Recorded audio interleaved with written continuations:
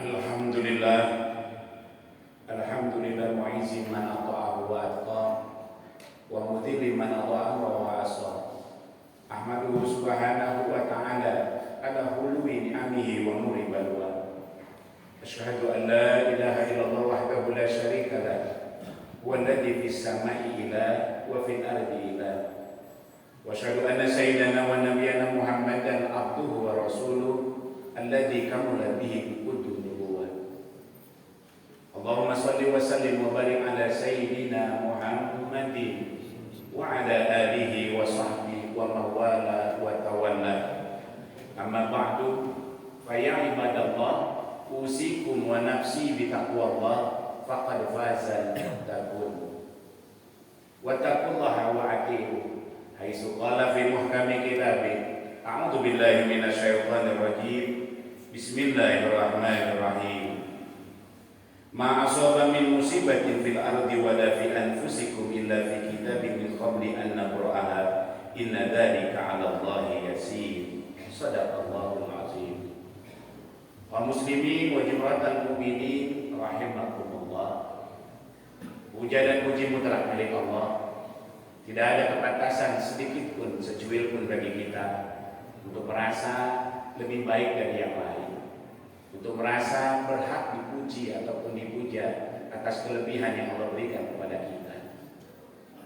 Bila datang itu pun juga kepada kita, kembalikan langsung kepada Allah Sang Empunya sebenarnya.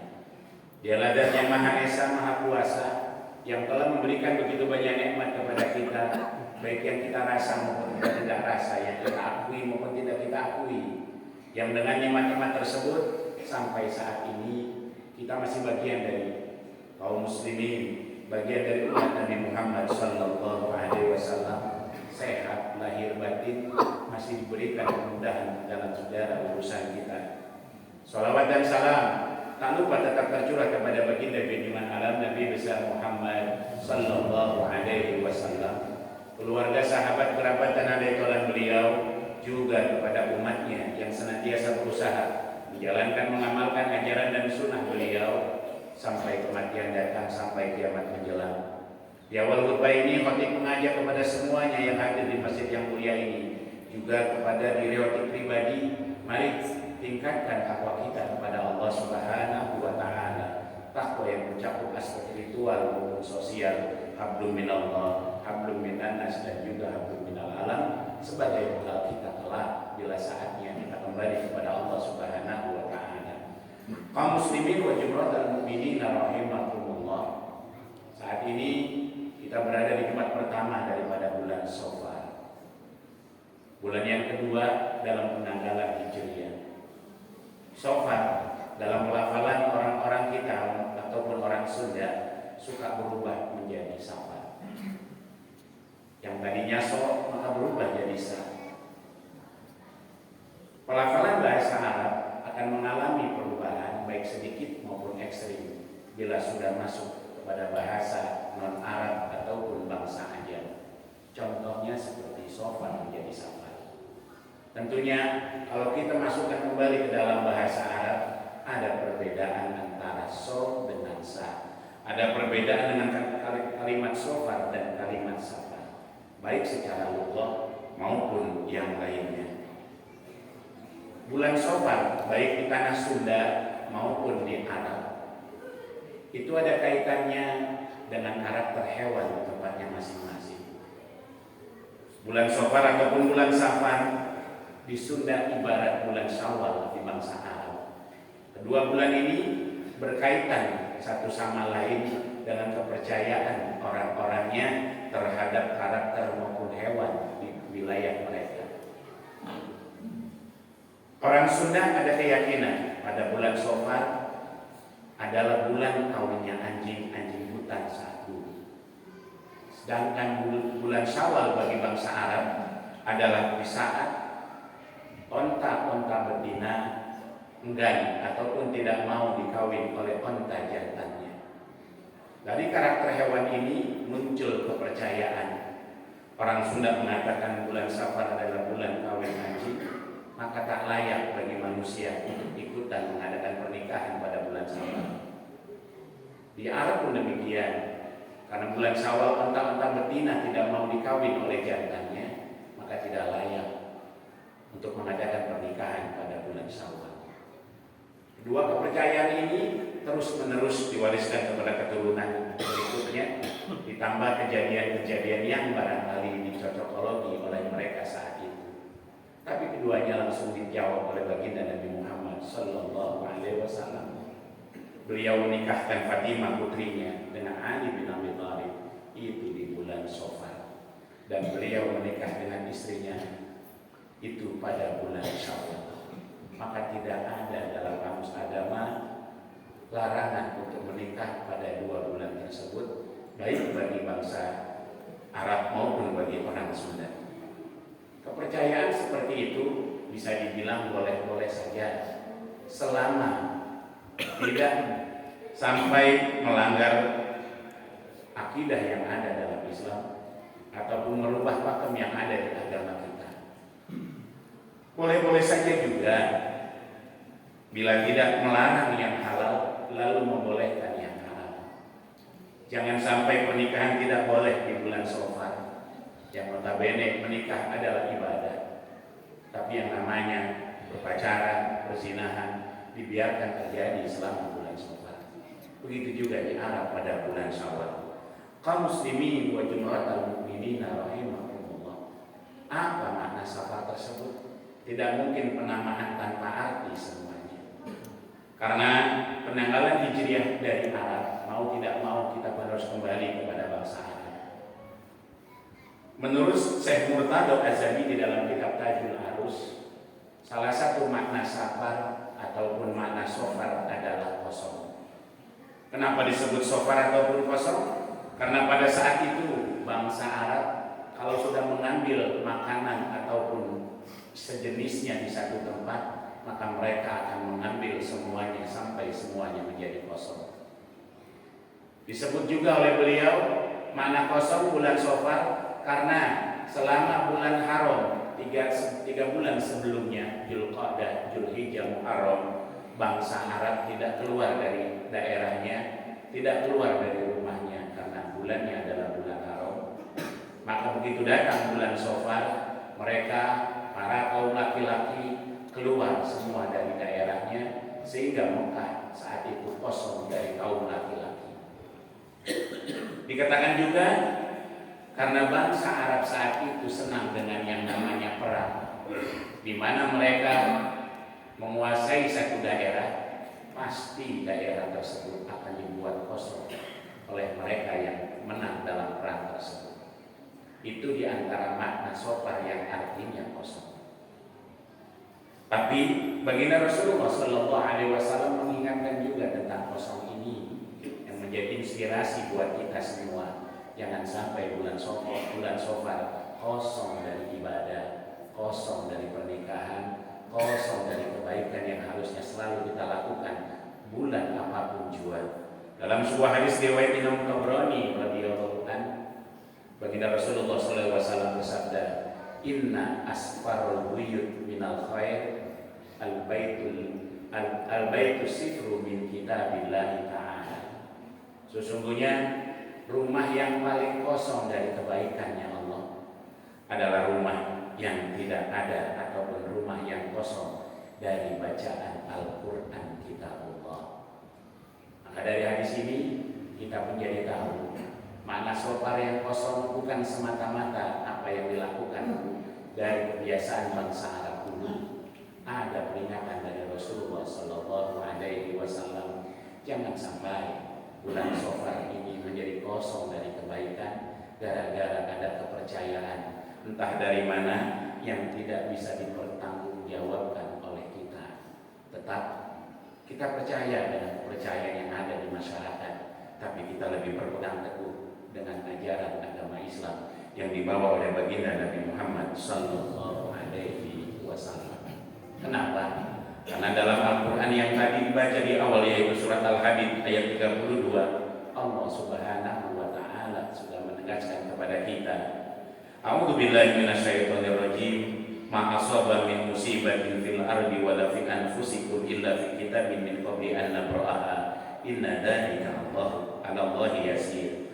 Wallahu a'lam bimuradi, yang artinya tidak ada satu kejadian, satu peristiwa di muka bumi ataupun di diri kalian, baik yang besar maupun yang kecil, kecuali sudah ada catatannya di kitabnya Allah sebelum kami mewujudkan kejadian tersebut. Sesungguhnya itu semua sangatlah mudah bagi Allah Subhanahu wa ta'ala.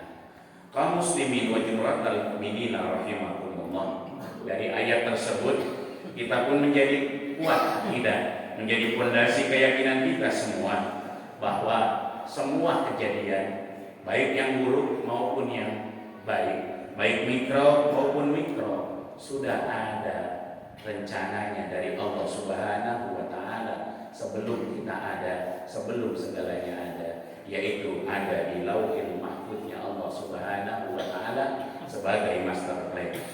Yang kedua, tidak ada kejadian yang terjadi begitu saja ataupun alias kebetulan bila disandarkan kepada Allah Subhanahu wa ta'ala. Semua akan sesuai dengan rencananya. Kullun biidznillah. Yang ketiga, kita boleh saja berencana dan berusaha sebaik mungkin agar rencana kita terwujud.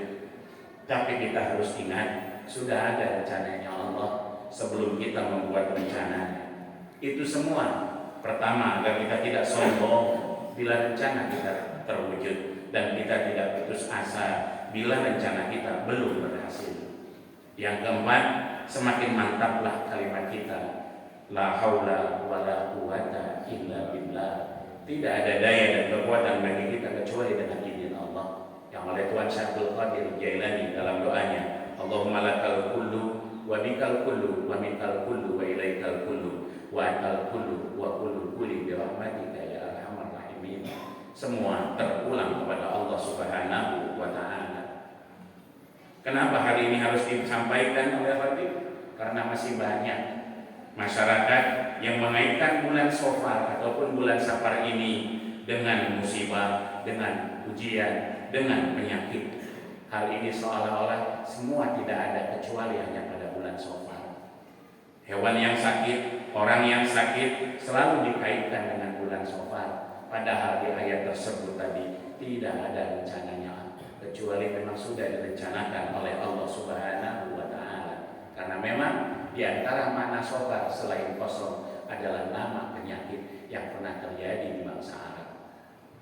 Maka kepercayaan yang selalu mengaitkan bulan Shofar dengan penyakit, mari kita lihat secara akidah. Kalau memang terjadi, itulah rencananya Allah Subhanahu wa ta'ala.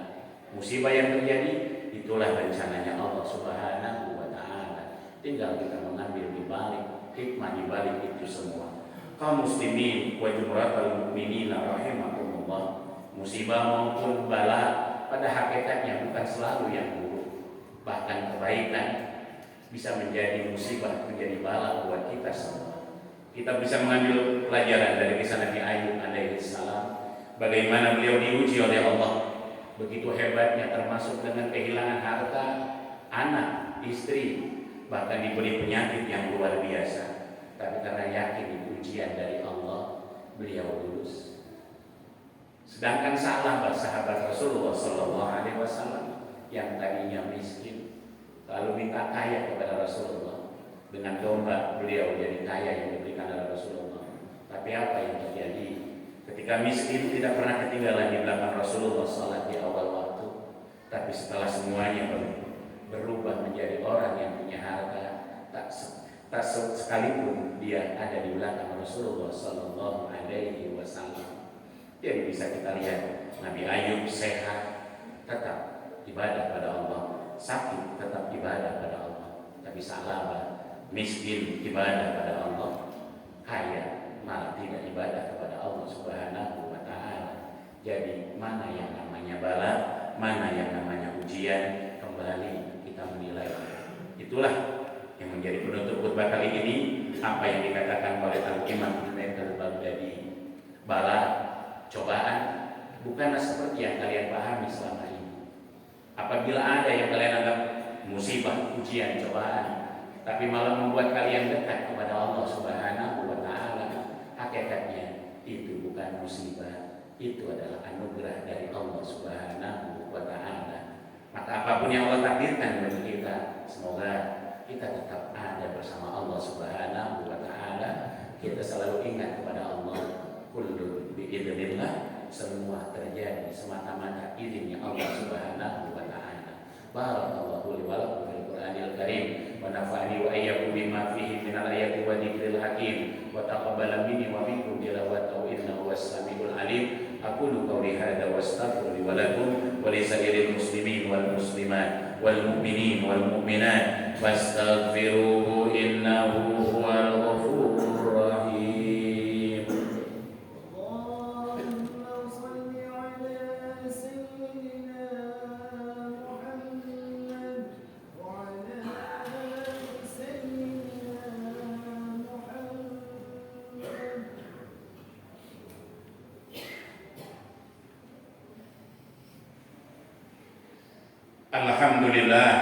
Alhamdulillah ala ihsani wa syukru ala taufiqihi wa imtinani. Asyhadu an la ilaha illallah wa asyhadu anna Muhammadar Rasulullah ad-da'i ila ridwani. Allahumma shalli wa sallim wa barik ala sayyidina Muhammadin wa ala alihi wa sahbihi. Amma ba'du fa ya ibadallah, usikum wa nafsi bi taqwallah faqad fazal muttaqun wa taqullaha haqqa tuqatih wa la tamutunna illa wa antum muslimun. Semoga bulan Syawal yang ada pada diri kita saat ini, kita berada di dalamnya, membuat kita lebih hati-hati untuk menyikapi segala ketentuannya Allah Subhanahu wa taala. Baik buruk semua dari Allah, hikmahnya yang patut kita ambil di balik semua kejadian. Semoga Allah Subhanahu wa taala senantiasa memberikan hati yang lapang kepada kita untuk menerima segala ketentuannya. Qala Allah Ta'ala fil Qur'anil Karim, innallaha wa malaikatahu yusalluna 'alan nabi ya ayyuhalladzina amanu sallu 'alaihi wa sallimu taslima. Allahumma shalli 'ala sayyidina Muhammad wa 'ala ali sayyidina Muhammad kama shallaita 'ala sayyidina Ibrahim wa 'ala ali sayyidina Ibrahim wa barik 'ala sayyidina Muhammad wa 'ala ali sayyidina Muhammad kama barakta 'ala sayyidina Ibrahim wa 'ala ali sayyidina Ibrahim fil 'alamin innaka Hamidum Majid. Allahumma ighfir lil muslimin wal muslimat wal mu'minin wal mu'minat al ahya'i minhum wal amwat. Allahumma ya qadiyal hajat, Allahumma ya kafiyal muhimmat, Allahumma ya dafi'al baliyat, Allahumma ya rafi'al darajat, Allahumma ya syafi'al amrad, Allahumma ya mujibat da'awat, Allahumma ya arhamar rahimin. A'izzal Islam wal muslimin, a'izzal Islam wal muslimin, a'izzal Islam wal muslimin, wa wahid sufufahum wansur man nasara ad-din wa 'ali kalimataka ila yaumiddin. Allahumma sri rahiya wa rahiya wa jal baladi hadi wa sa'iral buldanil muslimina rahiya wa mahmiya min kulli fitnatin wa maradin wa baliyah waj'alna kullana min su'ada'i darain. Rabbana atina fid dunya hasanah wa fil akhirati hasanah wa qina adzabannar. Ibadallah, inna Allah ya'muru bil 'adli wal ihsan wa ita'i dzil qurba wa yanha 'anil fahsya'i wal munkari ya'izukum la'allakum tadhakkarun. Fadhkurullaha yadhkurkum washkuru 'ala ni'amihi yazidkum was'aluhu min fadlihi yu'tikum wa la dzikrullahi akbar. Aqimis shalah